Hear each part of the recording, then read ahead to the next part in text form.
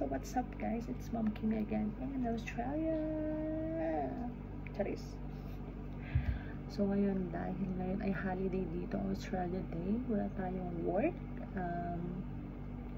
So naisipan kong sumagot ng isang katanungan dito. Charis. So ilalagay ko lang dito. So actually, dalawa yung question niya. So ilang months naglakad ng requirements. Yung requirements ko papunta here in Australia. And anong course ko dito. So ngayon, yung isa lang muna sasagutin natin at may time tayo. Ngayon lang tayo may time actually. Dahil pag andito kami, sobrang busy. If may time ka man, gusto mo na lang ilaan para magpahinga. Okay, so punta na tayo dun sa katanungan. So ilang months naglakad ng requirements. Actually, hindi po siya months. Years, I don't know. So, ganito yan. So, story time tayo, guys. Mid-June, July 2023. Yes, 2023, guys. Nag-inquire kami kung how to apply. And, August kami nag-start mag-process. Kasi meron kayong babayaran na admin fee or processing fee, ganun. August 2023.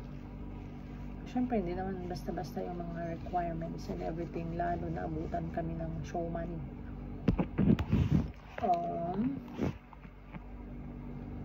So, August 2023 kami nag-start, and then, so yun mga ipiprepare yung documents, of course, passport, down payment, ano pa, yung mga tawag dito. Wait lang, I'll check. Okay, may list na ako para sure. So again, ang agent namin na Infinity Migration. So may office sila dyan sa Tuigarao, Penge. Noong una kasi dun sila sa may Arellana Street, pero ngayon ay dun na sa may Penge. So step number 1, pag nagbayad na kayo ng processing fee, you have a contract signing with them. And number 2, collection ng mga requirements. So, ang mga requirements, resume nyo, kasi dun sila magbe-base kung ano yung kukunin yung course, if ever student visa man yung kukunin nyo. So, nasabi ko na kanina, passport, live birth certificate, and marriage certificate if you're a couple, transcript record, diploma, mode of MOI certificate, ano kasi ito? Basta sa school nyo to kukunin. Mode of instruction, I think. Tapos, certificate of training seminar na relevant dun sa tinapos nyo. And of course, your PRC ID and certificate of employment if ever. So, ganun yung process. And then, after that, doon nila i-assess kung ano yung course na kukunin nyo na naka-align dun sa natapos nyo. And, ang susunod doon ay ihahanap na kayo ng school. Ipaprocess na ng agent kung ano yung enrollment. Ipaprocess nila yung enrollment ninyo with the chosen program and Australian educator provided. So, kung anong school. Ganon.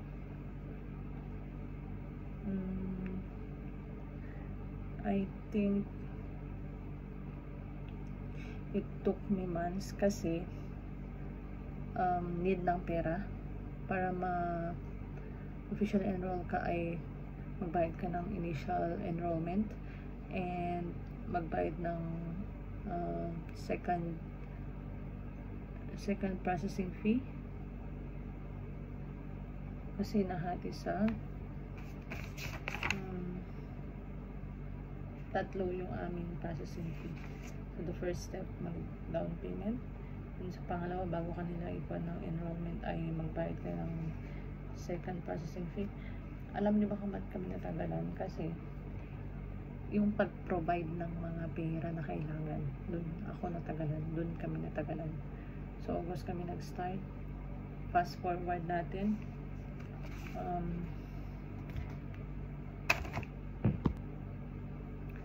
Tapos ang next ay September.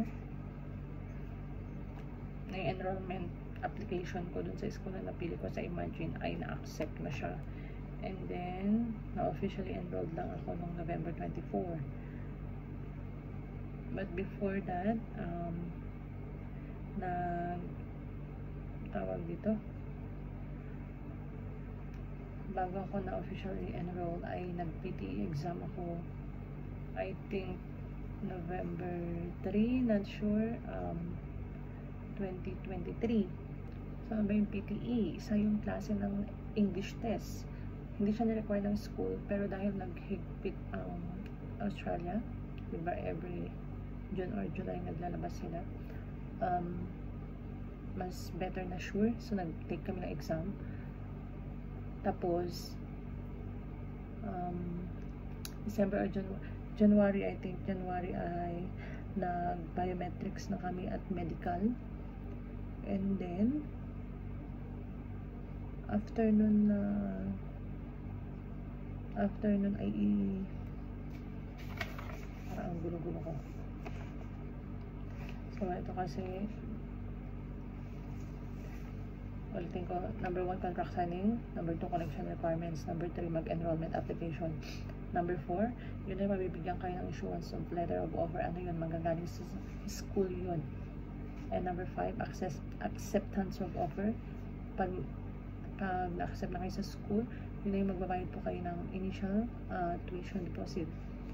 And after that, mabibigyan kayo ng certificate of enrollment. And next is, magbabayad kayo ng health insurance. Magkano rin yun? Kaya doon kami natagalan actually kasi syempre hindi naman agad-agad mag-provide ng pera ba eh. Diba? Didiskartehan mo muna unless na may pera na kayo, marami kayong pera para pang-apply. Bilis lang yan. Pero depende pa rin yun sa immigration kung gaano kayo katagal bago mag-run. So number 8, yun nga, nag-book na kami of medical, nag-booking of medical appointment. Pero pinagsabayan namin nun ng medical at biometrics. Tapos ilalodge na po yung application nyo.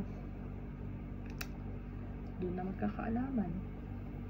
Tapos, so, yun nga, sabi ko kanya, pagka-lodge yung mag-aantay na kayo ng result. So, depende yan ang maximum 6 to 7 months. Sa akin, January kami na-lodge.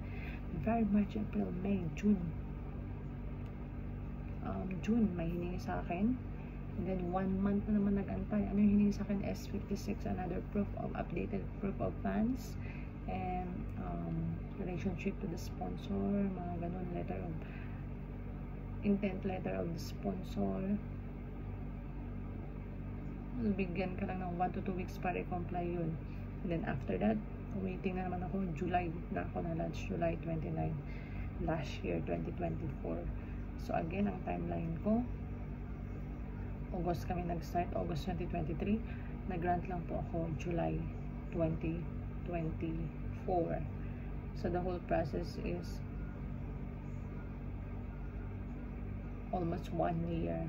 It took me 1 year kasi yung pag-provide ng mga pera and everything, may mga requirements ay hindi basta-basta. Pero yung waiting ko sa visa ko ay February, March, April, May, June, July. 6 months. So, yun lang. Again, it took time. Hindi po siya basta-basta months lang. Kung maswertehan mo, meron yung iba, after pagka-lodge, days lang, weeks. After 1 to 2 months, granted na. Pero ang pinaka-maximum ay global processing time ay 6 to 7 months. And dapat meron kayong